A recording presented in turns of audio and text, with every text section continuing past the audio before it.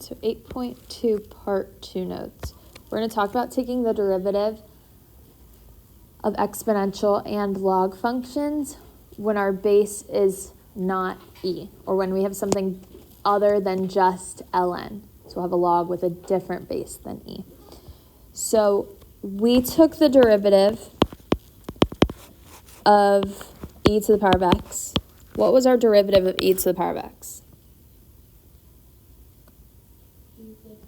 E to the power of x, awesome. And then we'd multiply it by our derivative of the exponent. Now, when we're taking the derivative of something that has a base other than e, so let's say a to the power of x, where a is some other value than e, so we could have 2 to the power of x, 10 to the power of x, some number, we have to multiply it by the ln of a. So we have the ln of a times a to the power of x. So we kind of did that when we took the derivative of e. If I were to multiply this by the ln of e, what is the ln of e? 1. So that's why we didn't write it when we took the derivative of e to the power of x. But if our base is not e, we have to write the ln of whatever our base is. This would be our derivative of a to the power of x. Now, if our exponent's something other than x, so let's say we had a to the power of u. We do the same thing. We're going to multiply it by the ln of a. We keep the exponent with the base the same, so a to the power of u, and then we multiply it by the derivative of u, so I'll call it u prime.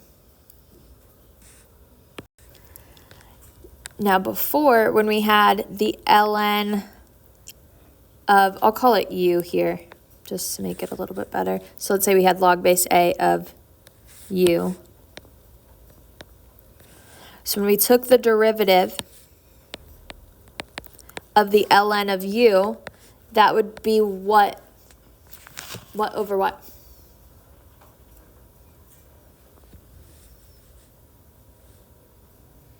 So if what we take the derivative, or what we take the ln of goes on the bottom, what would go up top?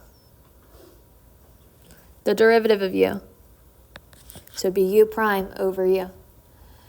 Now, if we have log base a of u, we keep that same u prime over u, but we also have to divide by the ln of a.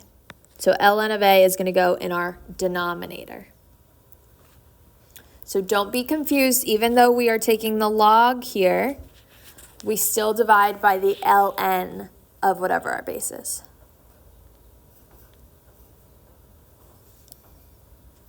Because if, like when we have ln functions, ln is the same thing as saying log base e. So typically, it's kind of like it has it here, but it's invisible. Like if we were to multiply by or divide by the ln of e here, what is the ln of e? 1.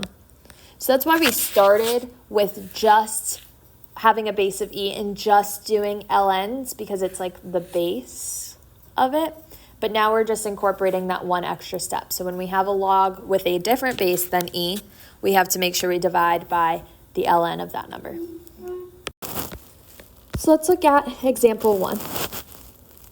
So we want to find the derivative. So we have y prime is equal to what?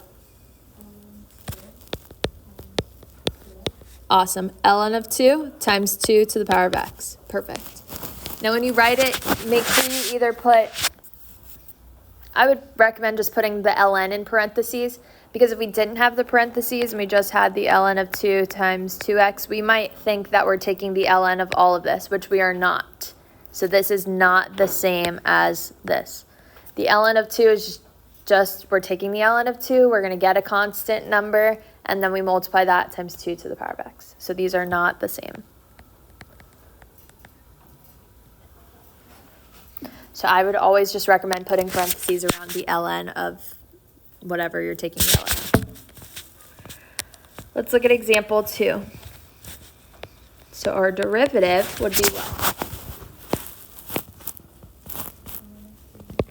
ln of 3 times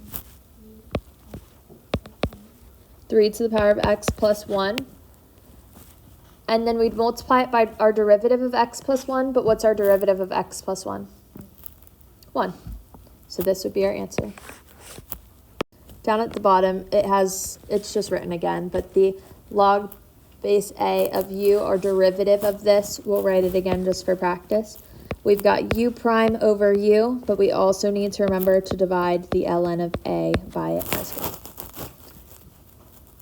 So we already wrote that one up top, but same thing. We're going to look at example 3 here. So we're taking the derivative. What would our derivative be?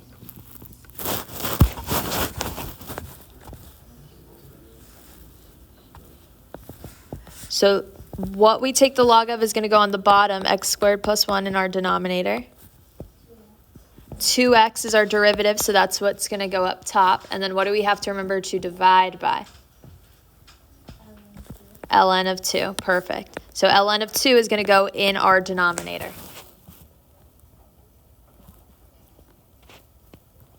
So when you're doing the derivative of logs, the ln goes in the denominator. When you're doing the derivative of exponential functions, the ln gets multiplied. Here, it gets divided. Any questions here? Awesome. Let's look at example 4. So example 4, we have the ln of x cubed. So we kind of have the chain rule going on here because we have the ln of x cubed inside our ln. But I'm going to make this a little bit easier for us. Let's call the ln of x cubed, let's call it u. So I'll say u equals the ln of x cubed.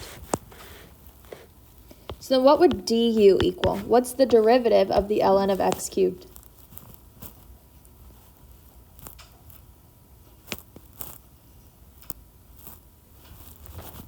What goes on the bottom? X cubed. And then what's the derivative of x cubed? 3x squared. Can we simplify this? Yeah, the x's cancel. I've got an x squared on top, so I can take away 2 of the x's on the bottom, so I'm left with 1. So it would simplify to 3 over x. So when we take the derivative here, if we take the derivative of the whole thing, what we take the ln of is going to go on the bottom. So we have the ln of x cubed on the bottom. Then the derivative of the ln of x cubed is going to go up top. What did we say the derivative of the ln of x cubed is? 3x, 3 over x. So 3 over x is going to go up top. Well, what do I do when I have a fraction in a fraction? Keep, change, flip. I'm going to rewrite the bottom because it's a whole number to the ln of x cubed over 1. So when I flip it, I'm going to change the multiplication, flip the bottom to 1 over the ln of x cubed. So then when we multiply, we get 3 over x times the ln of x cubed.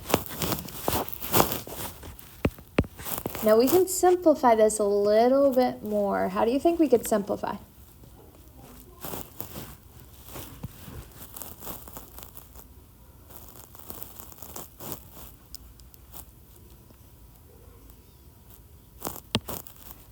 If I were to expand my ln, how would I expand it? What do I do with the exponent? Move it into the front, make it a coefficient. So here we have 3 over x times 3 times the ln of x. What simplifies? The 3's, because we're multiplying a 3 on the top and on the bottom. So this would simplify to 1 over x times the ln of x.